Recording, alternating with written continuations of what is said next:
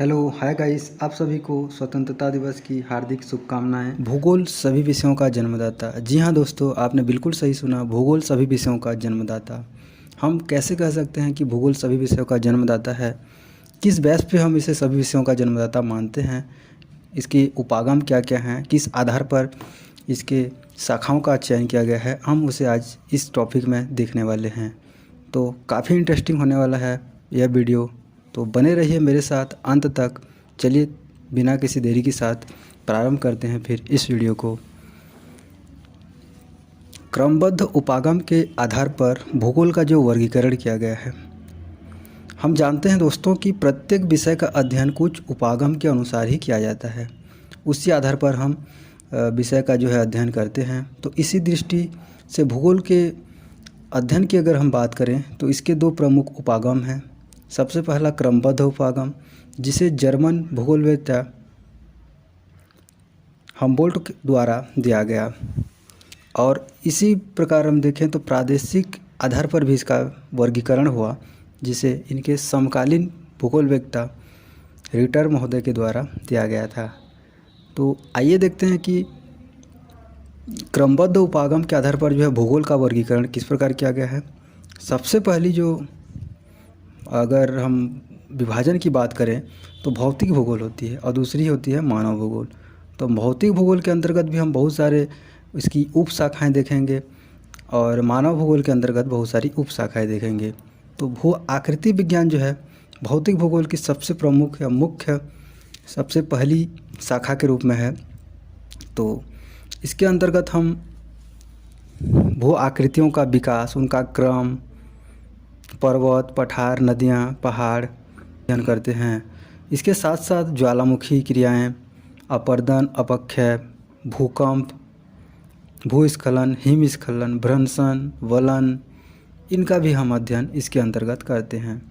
दूसरी जो है महत्वपूर्ण जलवायु विज्ञान। जलवायु विज्ञान की अगर हम बात करें तो जलवायु विज्ञान के अंतर्गत वायुमंडल की संरचना, मौसम दशाएं, जलवायु के तत्व, किस प्रकार जलवायु प्रदेश हैं, चक्रवात क्या है, प्रति चक्रवात क्या है, यहाँ पर टेम्परेचर, वायुदाब, इन सारी चीज़ों का हम अध्ययन जलवायु विज्ञान के अंतर्गत करते हैं।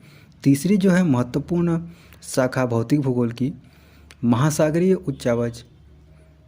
समुद्र विज्ञान के अंतर्गत हम देखते हैं महासागरीय उच्चावच क्या है, तापमान कैसे यहाँ पे, घनत्व, लवणता, जलधाराएँ, इसका अध्ययन हम समुद्र विज्ञान के अंतर्गत करते हैं। चौथा जो महत्वपूर्ण शाखा है मृदा विज्ञान। अगर हम मृदा विज्ञान की बात करें तो मिट्टी का निर्माण किस प्रकार हुआ, इसका बनावट कैसे हुआ, इसका प्रकार, उत्पादकता, वितरण, किस प्रकार मिट्टी जो है कृषि कार्य में उपयोगी है और किस किस मिट्टी में किस प्रकार की खेती हम कर सकते हैं, इसका अध्ययन हम इसके अंतर्गत करते हैं। ये तो हो गया भौतिक भूगोल की जो शाखाएँ थी और उसी का हमने विस्तृत थोड़ा सा देखा कि किस प्रकार हम भूगोल का सभी विषयों के साथ संबंध या अंतर संबंध किस प्रकार से इसका है। तो हमने पाया कि काफ़ी घनिष्ठ संबंध अन्य विषयों के साथ भौतिक भूगोल का है। दूसरी इसकी जो मुख्य शाखा कहेंगे हम मानव भूगोल। तो सामाजिक एवं सांस्कृतिक भूगोल सबसे पहली होती है, सामाजिक एवं सांस्कृतिक भूगोल। इसके अंतर्गत हम समाज का योगदान, जाति, धर्म, भाषा, संप्रदाय, यहाँ पर पाए जाने वाले लोगों की बोली, भाषा, उनके खान पान, रहन सहन का भी हम इसके अंतर्गत करते हैं। दूसरा जो है महत्वपूर्ण जनसंख्या भूगोल। जनसंख्या भूगोल के अंतर्गत हम जनसंख्या का वितरण, जनसंख्या घनत्व, जनसंख्या की वृद्धि किस प्रकार हो रही है, यहाँ पर लिंगानुपात का क्या रेशियो है, प्रवास कैसी है, जीवन प्रत्याशा कैसी है, इनका हम अध्ययन करते हैं।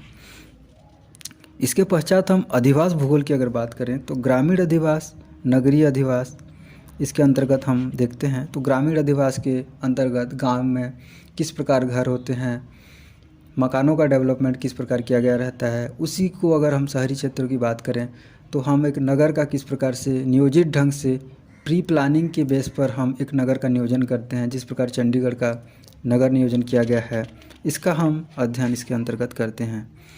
तत्पश्चात देखते हैं कि ऐतिहासिक भूगोल। ऐतिहासिक भूगोल के अंतर्गत हम भिन्न भिन्न समयों में सामयिक परिवर्तन किस प्रकार हुआ, क्या विकास किए हमने, भूगोल के क्षेत्र में क्या उपलब्धियां प्राप्त किए, उन अनुभवों, उन सारी चीज़ों का अध्ययन हम ऐतिहासिक भूगोल के अंतर्गत करते हैं। इसी प्रकार हम राजनीतिक भूगोल की देखें, राजनीतिक भूगोल की बात करें तो जो पड़ोसी देश हैं हमारे, या फिर कोई भी देश है, उसके जो पड़ोसी देश होती हैं उनका पड़ोस के साथ किस प्रकार संबंध है, चाहे वो संबंध व्यापारिक हो, राजनीतिक हो या फिर सैन्य संबंध हो, तो इन संबंधों का अध्ययन हम राजनीतिक भूगोल के अंतर्गत करते हैं। तत्पश्चात हम देखते हैं कि आर्थिक भूगोल, आर्थिक भूगोल के अंतर्गत हम मानव की समस्त आर्थिक क्रियाओं जैसे प्राथमिक, द्वितीयक, तृतीयक या चतुर्थ श्रेणी कोई भी आर्थिक गतिविधि हो, इसका अध्ययन हम आर्थिक भूगोल के अंतर्गत करते हैं।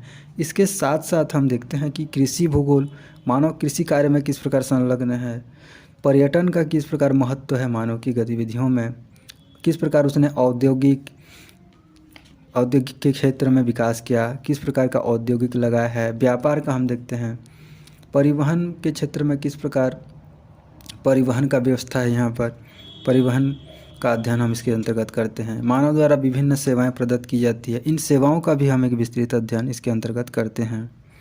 साथ साथ हम देखते हैं अंतरापृष्ठीय भूगोल, तो इसके में भी कुछ शाखाएं हैं जिसे मैं शॉर्ट में बताना चाहूँगा।